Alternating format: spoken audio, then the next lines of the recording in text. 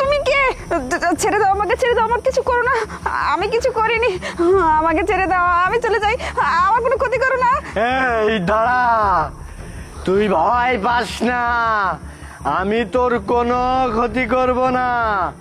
আমি আমি এক অতৃপ্ত আত্মা, আজ কয়েকশো বছর ধরে এই ডোবার মধ্যে বন্দী হয়ে আছি। তুই আমাকে মুক্ত করেছিস, বল বল তুই কি চাস? না না না না, আমার কিচ্ছু চাই না, শুধু তুমি আমার জানটা ভিক্ষা দাও আমাকে, আমি এখান থেকে চলে যাই, তুমি আমার কোনো ক্ষতি করো না। আচ্ছা, তুমি তো এই পানির মধ্যে বন্দি ছিলে, তুমি মুক্ত হলে কি করে? আমি কিভাবে মুক্ত হয়েছি শুনবি? শোন, এইখানে শর্ত দেয়া ছিল, কোন যুবতী নারী তার সৎ ইচ্ছায় যদি আমার উপরে পানি ফেলে তবেই আমি মুক্ত হব। তুই সেই যুবতী সতী নারী, তুই আমার উপরে পানি ফেলার কারণে আমি মুক্ত হয়ে গেছি।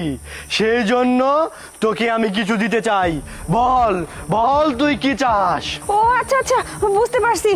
যাই হোক, আপনি মুক্ত হয়েছেন, খুব ভালো হয়েছে। আমার না কিচ্ছু চাই না, আমি গরিব মানুষ, আমি কাজ করে খাই, এটাই আমার কাছে অনেক। আপনাকে আমার কিচ্ছু দিতে হবে না, আপনি শুধু আমাকে ছেড়ে দিন, আমার জানটা ভিক্ষে দিন, তাইলেই হবে। আমি এখন যাই, ঠিক আছে? এই দাঁড়া, কোথায় যাচ্ছিস? আমি বলছি না তোরে কিছু দিতে চাই। আমি জানি তুই এই পাশের বিল্ডিং এই কাজ করে খাস, তাই না?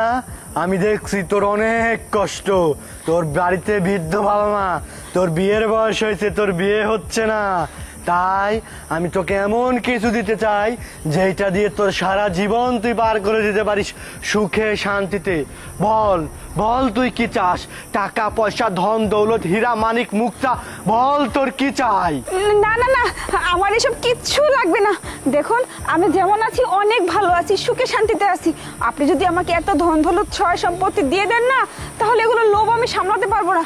তাছাড়া মানুষজন এগুলো দেখলে আমার কাছ থেকে কেড়ে নেবে, আমি ওটা ম্যানেজ করতে পারবো না। আপনি আপনি আমাকে ছেড়ে দিন, আমি চলে যাই, আমার কিচ্ছু লাগবে না। আমি জানি তুই সতী সাবিত্রী নারী, তোর মধ্যে কোনো লোভ লালসা কিচ্ছু নেই। আমি খুব ভালো করে জানতাম তুই সৎ একজন মানুষ, কিন্তু আমি তোকে এমন কিছু দিতে চাই যেটা তুই বিপদে পড়লেই শুধু ব্যবহার করতে পারবি। তোর ইচ্ছা শক্তিকে আমি বাড়িয়ে দিতে চাই।